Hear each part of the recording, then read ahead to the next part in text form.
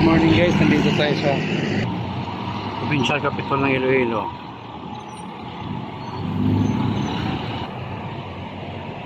Ito na yung sa round ball.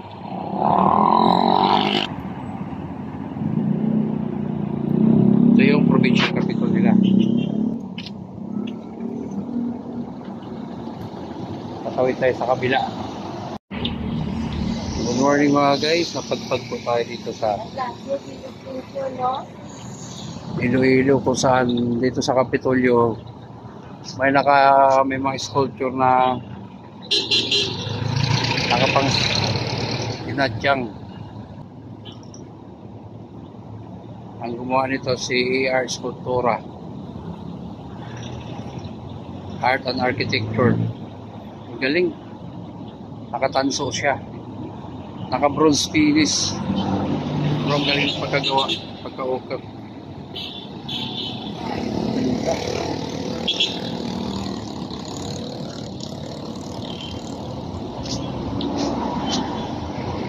Ang ganda ng pagka-gawa nung sculpture, buhay na buhay. Yan, Iloilo City. Dito na po yan sa Kapitolyo. Ang likuran lang yan mga guys. Ayun, no? Buhay na buhay. Nakikita yung pagka-imbos ng mga simbahan. Yung kalabaw. Yung ganda.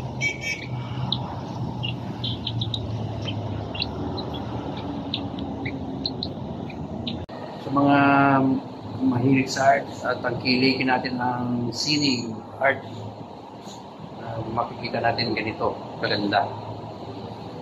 Dahil napadpad ako dito sa Iloilo Museum. Maraming pong salamat sa mga viewers and subscribers kay Rasik Dia. Good morning mga guys.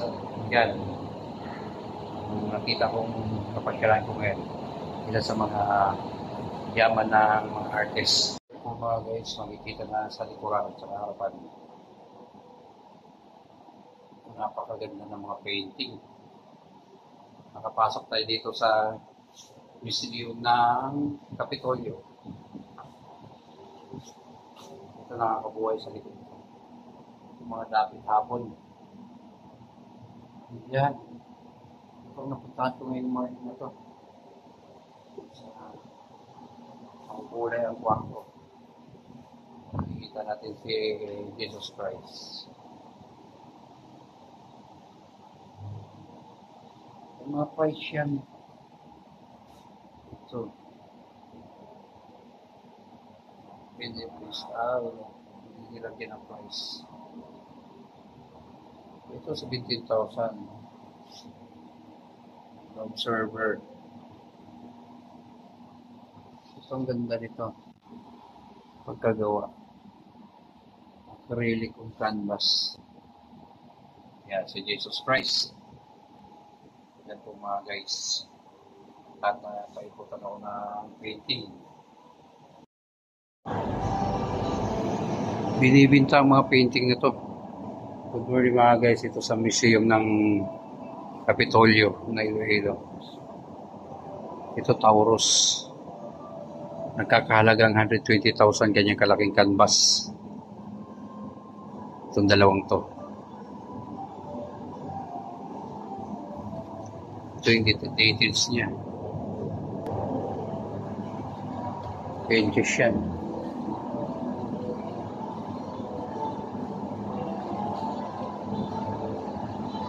Ito isa sa maganda lang. Kung tinitingnan mo yung guhit ng kamay, ang galing. Kaya nakaka-inspire mag-painting.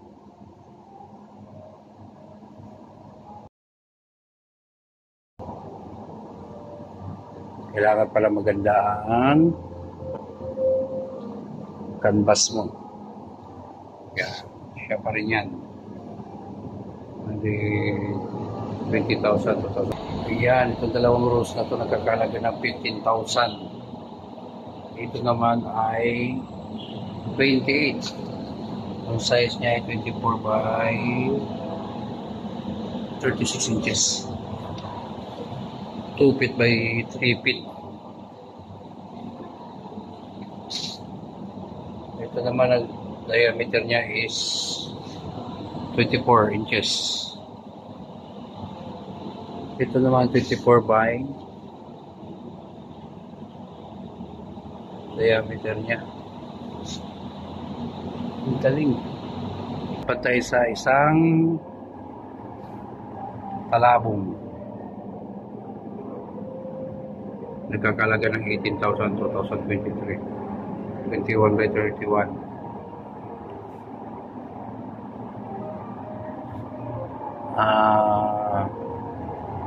Hindi ako nagkakamali, ang materials nito ay acrylic watercolor pen. Okay. Yan, sa talabong pa rin to. Siya pa rin to. Ito oil naman.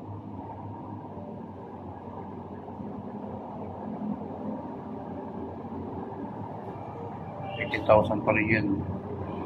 Siguro may nag-mark na nitong kulay green. May bibili na. Okay. Mahilig siya sa talabong. Ito oil painting na naman to. Ayan mga guys, makikita mo dito sa paligid.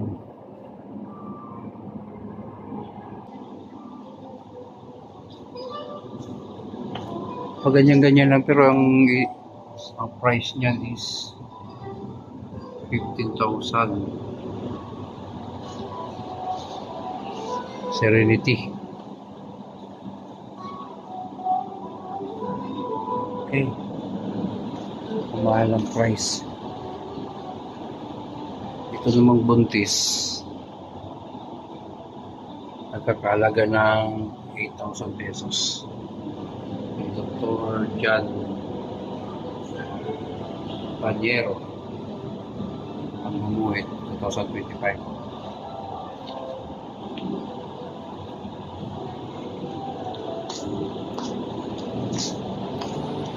Ikutin natin.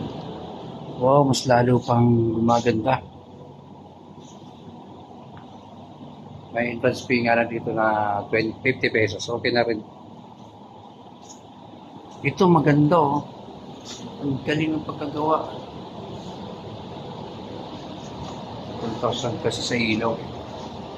Kung tinitingnan mo siya, ang ganda. Maliit lang siya pero nagkakalaga siya na 7,000 kay Dr. Asel. Table talk. Siya pa rin to. Ang halaga naman ito is 3,500. Pero ito oil na to, ang ganda. Okay, daming painting. Ang galing mo yung pagkagawa. Acrylic pen. Pag tinignan mo siya sa camera, buhay na buhay. So, yung mata niya, yung mga eyeshadow.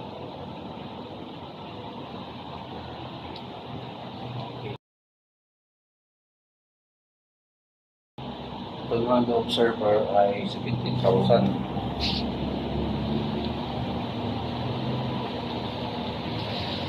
Ito hindi ako nagkakamali sa asin pagaling dito.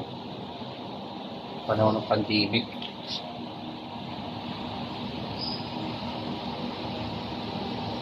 Ginagabayan ng angel.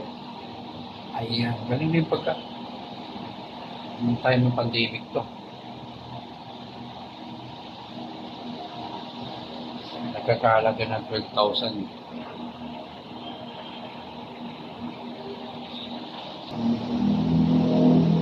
Sound of Stars. Okay. Ayun mga guys, marami tayo nakapulutan itong aral pagdating sa painting. Kung manilula ay asyon. Wala siyang wala siya price. May price to 60,000.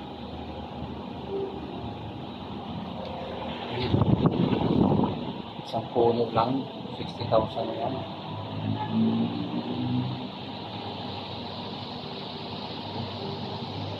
Wow. Ito pamilya to sa akin na napakagandang ganito. Scenery. Isa siya sa acrylic painting pa rin. Pagbalik ko na Maynila, focus na ako sa painting. Yan po. Salamat pala sa kay Kuya na pinagtuloy tayo dito para masaksihan natin yung mga obra ni Dr. Axel. Axel pala. Kaya mga obra niya to. May magandang hummingbird dito. Yan. Siya pagkapahid ng acrylic. Nagugustuhan ko. Siya naman ay si Peñero 2025.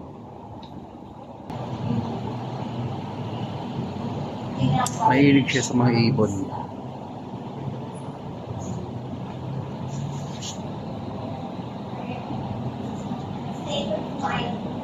Ilalagay niya lang na 500 pesos. Siguro donation na to.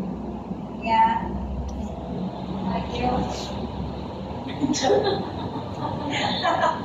Yeah. Ay, gusto ko yan.